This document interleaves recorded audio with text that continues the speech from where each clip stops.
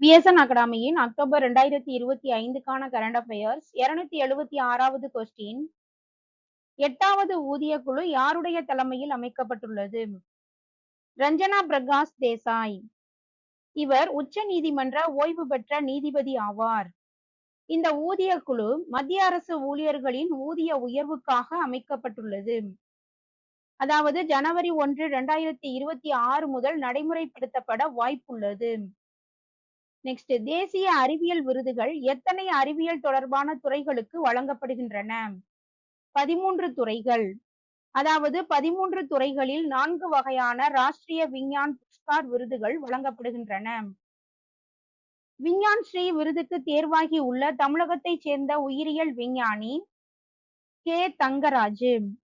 இவர் உயிரியல் அறிவியலுக்கான நீண்டகால பங்களிப்புக்காக தேர்வு செய்யப்பட்டுள்ளார். நெக்ஸ்ட், SJ-100 விமானத்தை தயாரிக்க ரஷ்யா எந்த இந்திய நிறுவனத்துடன் ஒப்பந்தம் மேற்கொண்டுள்ளது?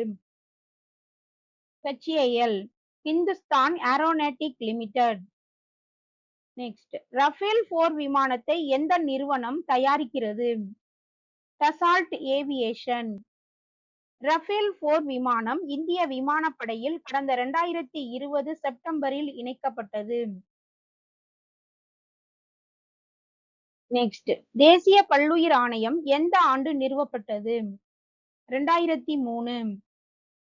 உயிரியல் பன்முகத்தன்மை சட்டம் 2002 கீழ் இந்திய அரசால் தேசிய பல்லுயிர் ஆணையம் நிறுவப்பட்டது. தேசிய பல்லுயிர் ஆணையம் NPA, national biodiversity authority. Next, செயற்கை மழையை உருவாக்க எந்த வேதிப்பொருள் மழை மேகங்களில் தெளிக்கப்படுகிறது?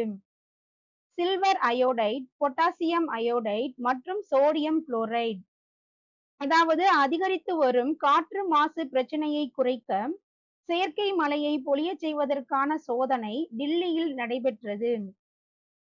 நெக்ஸ்ட், உலக மல்யுத்த சாம்பியன்ஷிப்பில் இந்தியாவின் கஜித் கல்கல் எந்த பதக்கம் வென்றுள்ளார்? தங்க பதக்கம். இந்த போட்டி செர்பியாவில் நடைபெற்றது. நெக்ஸ்ட், ஊட்டச்சத்து அடிப்படையிலான மானிய திட்டம் எந்த ஆண்டு முதல் செயல்படுத்தப்படுகிறது? 2010. அதாவது உரங்களுக்கான மானிய திட்டம் வேதியியல் மற்றும் உர அமைச்சகத்தின் உரங்கள் துறையினால் செயல்படுத்தப்பட்டு வருகிறது. நெக்ஸ்ட், எந்த மாநிலத்தில் கால்நடைகளுக்கான புஸ்கர் கண்காட்சி நடைபெறுகிறது? ராஜஸ்தான்.